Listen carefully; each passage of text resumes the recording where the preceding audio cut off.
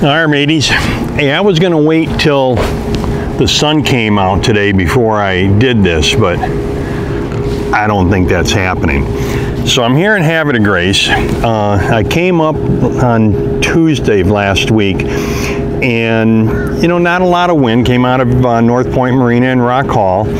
Started off pretty decent. I mean, you know, I got the sails up. I did sail a little bit, only for about an hour or so. And this is about a 7-hour trek. And you know, going along just kind of nice, and the wind died, and so I started the engine up. Things were going pretty good, and by the time I got to the mouth of the Susquehanna, I mean, normally if my engine, if the fuel filter gets clogged up or something, you know, you get a little bit of sputter here and there. This thing just stopped. And I was really fortunate that it stopped before I got into the Susquehanna Channel, because you know, that's fairly narrow and it shallows up pretty quick. Well, I dropped the anchor. I was just going to float around a little bit, but the current was moving me, so I dropped the anchor. I'm probably in about 18 feet of water. Called Towboat US, the Upper Bay one. They're out of Chesapeake City. They said, well, it'll be about 45 minutes. I'm thinking, all right, 45 minutes. I'll bet it wasn't, maybe it was 25 or 30 minutes. And I see the towboat screaming its way up toward me. And the guys did a really nice job. I mean, we got the bridle hooked up on it. He helped me get the anchor up. Pulled me in. I mean, I was doing 6 knots coming up the channel here. That's probably the best I've done on the channel. I didn't have to worry about running aground because the towboat captain's keeping an eye on things. At one point, he kind of goes over to one side, and I'm thinking, well, maybe it's shallowing up, and then I look over, there's a tree floating by us. This guy, you know, not only he's got to keep an eye on me in the back, or the stern, he's got to keep an eye out for all the stuff coming down the river yet.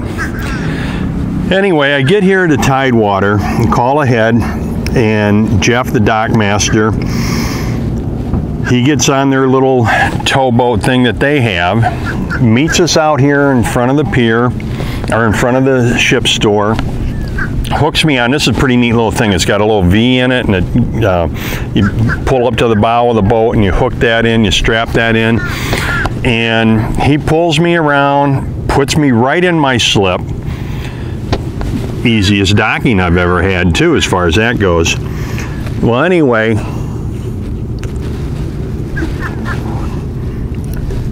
the fuel filter didn't look all that bad, so I'm talking to the guys up here at Tidewater, the mechanics. I'm telling them about what happened. I said, you know, it doesn't look that bad. I don't know. And he goes, well, you know, if you can get to the pickup tube on your tank, take that out. Sometimes those have a screen or a mesh bag on them, and those get clogged up. I'm thinking, well, all right. So I go back to the boat, and in the quarter berth, I pick up the lid to where the tank is, and sure enough, I mean, this is easy to get to. So I take the hose off, I take that tube out. Look at this. Is it any wonder that the engine died of fuel starvation? I mean, now I think it was a combination of things. One, first of all, that tube was pretty clogged. This might have been my problem all along, because the fuel filter did not look that bad, hardly had anything in it. And I'd used the 10 micron instead of, normally I have the 30 micron. Why, I don't know, I just picked up the wrong one. And then on the engine filter, I hadn't changed that in probably 3 years, so that didn't look that bad, but I figured as long as I got this thing open, I might as well change everything. So I'm thinking, hey, as long as I got this, I don't know if you can hear me, there's speedboats going by out here. Nice. Okay, so I figured as long as I got this apart, let's just clean everything up. So I did. Bled it out, started the engine, ran it for 25 minutes. I revved it up to about 2,800 RPMs for a little bit. Everything seems to be running fine.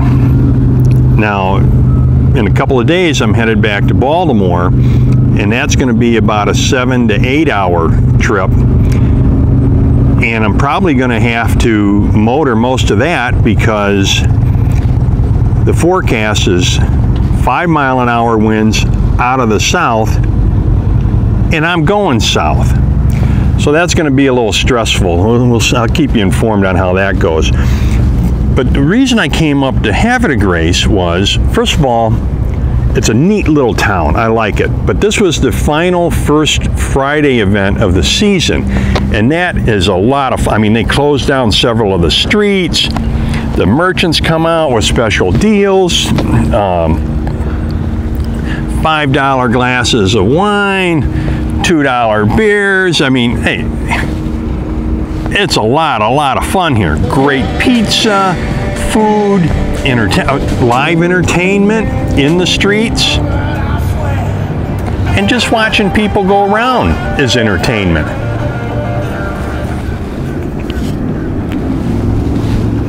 So I had a lot of fun with that. Then, you know, I like to walk the promenade over by the museums there. That's kind of a neat little walk. But what I didn't know was happening too is, well, I did know about the Saturday farmers market, and that goes, I think, through November yet. But then there was a car show too at the American Legion. And I think that was in conjunction with the first Friday. That was pretty neat. And they also have like a flea market that, you know, they have vendors set up throughout the American Legion. So I had a lot of nice little fun things to do. You know, the worst thing, of course, was being towed in, but I got to give my, hey, hats off, guys, to Towboat US on the Upper Bay out of Chesapeake City.